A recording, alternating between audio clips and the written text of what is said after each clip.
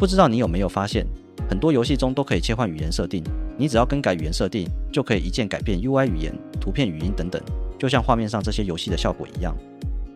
但你知道这是怎么做的吗？大家好，我是技术人员 Ron。今天这支影片要来说明一下多语言系统功能是如何实作的。有些人也会称作本地化或在地化，英文叫 localization。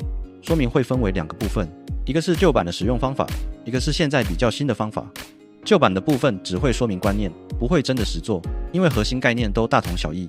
我们学新不学旧，就没有必要刻意去学旧版的做法了，只需要了解核心的概念就好。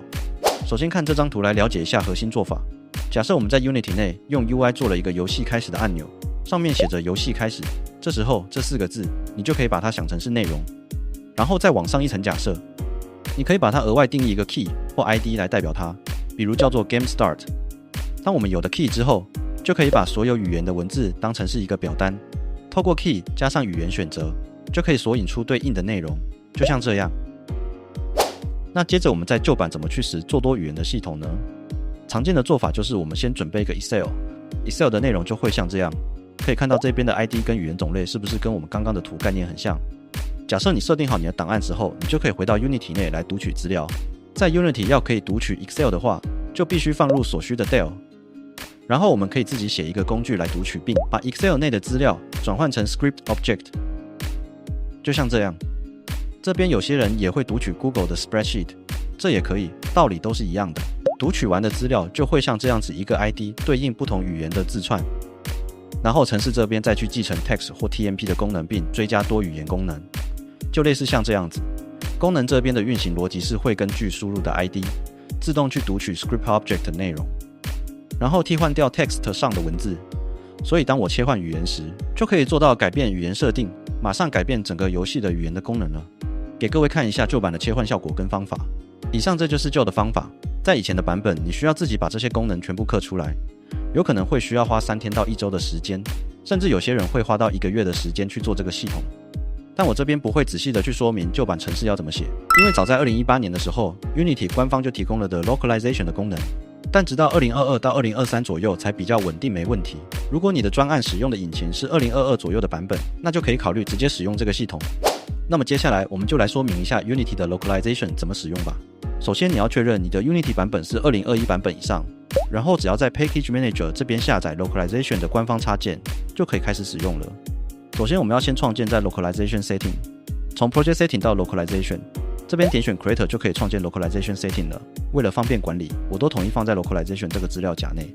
接着我们需要创建所需的语言，点选 local generator， 这边就可以选择你需要的语言。我这边就简单选一些常见的语言，繁体中文、日文、英文、韩文这4种。选完之后按下 Create， 创建完之后就会生成 local 的资料。这些就是你语言的设定档。接着我们就要来创建 table 了，点选 Window 到 Asset Management 到 Locally Train Tables， 这边就可以开始创建 table 了。这边 table 分成2种，一种是 String Table， 一般文字就是用这个；另一种是 Asset Table， 这个就是用于 String 以外的资源，比如图片、影片、语音等。我这边就先设定 String Table 来看看，一样以刚刚举例的开始按钮来举例。我先设定好 key 跟对应的多语言内容，这边仔细看一下，是不是跟我们刚刚展示的 Excel 内容很像？因为两者的逻辑是相通的。把文字都设定好之后，我们就可以先关闭视窗，直接来快速设定一下 UI。我们先随便拉一个旧版本的按钮，因为我没有设定 TMP 的文字，所以就用旧版的文字来示范。如果你不知道 TMP 跟 Legacy 的差别的话，可以去看之前的教学影片。放好按钮之后，我们就可以开始设定多语言了。在 Add Component 这边输入 Localize 就可以看到有许多多语言的 Event。我们先选择使用 Localize String Event。可以看到这边有 String Reference， 这边点开就可以看到我们刚刚设定的资料。选择 Key， 并且在 Update Function 那边把 Text 放进来，选择 Text， 这样子就简单的设定完了。都设定完后，那我们来执行看看。可以看到我们目前是繁体中文模式，所以它就输入中文的内容了。接着我们可以在这边切换语言，就可以及时预览语言切换之后的效果了。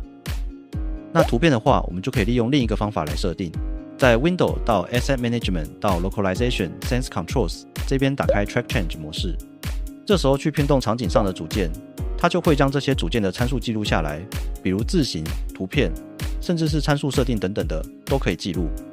在这个模式下，我们只要随便放上一个图片，它这边就会变成绿色，代表它这个属性被 GameObject Localizer 控制。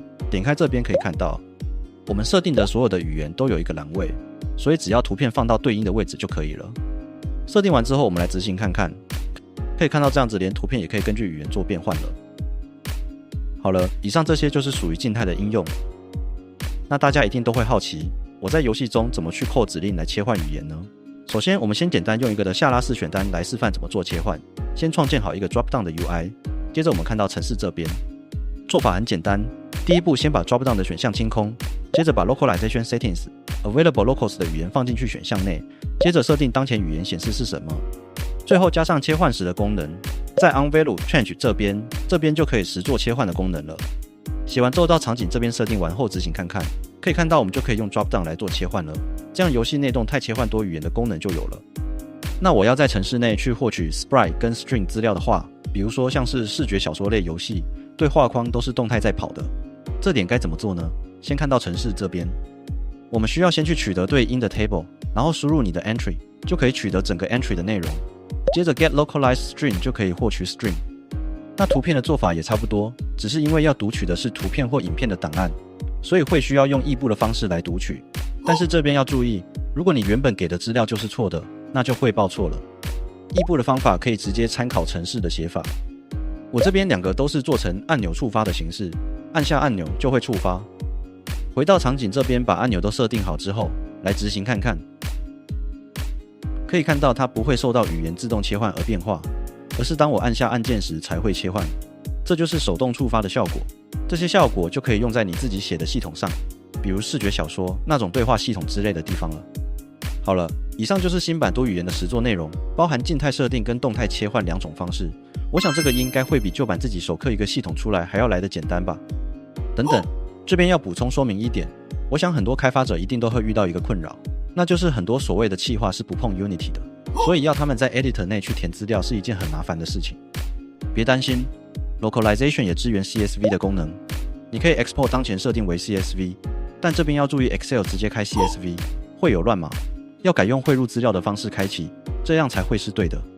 接着随便填一下资料，另存一个 CSV 档之后，回到 Unity 内，把新的 CSV 汇入，就会得到新的内容了。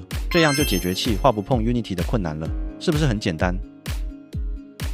好了，以上就是本次影片的内容了。如果有任何问题，欢迎在底下留言告诉我。那我们就下部影片见吧。